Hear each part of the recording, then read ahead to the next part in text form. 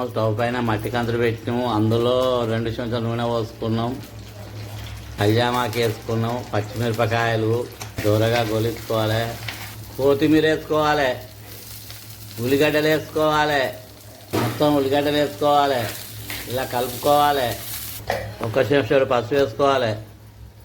1/2 చెంచాడు ఇంగు, 1 చెంచాడు అల్లం వెల్లిపాయ, చెంచాడు కారపొడి, తగినంత ఉప్పు, మొత్తం ఇలా కలుపుకోవాలి.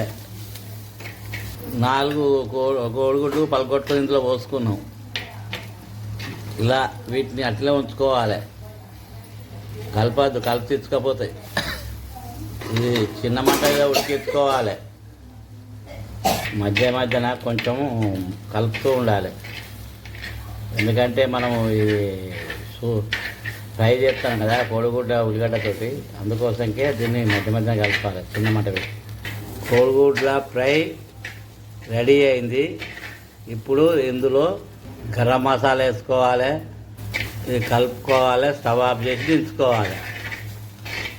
కోడిగుడ్ల ఫ్రై రెడీ అయింది. గుమగుమలాడుతుంది. వేడివేడి అన్నంతో కానీ చపాతీతో కానీ తింటే చాలా రుచిగా ఉంటుంది. అబ్బా మళ్ళీ కావాలనిపిస్తుంది. ఇలా చేసుకొని తింటే చాలా రుచిగా ఉంటుంది. మళ్ళీ కావాలనిపిస్తుంది.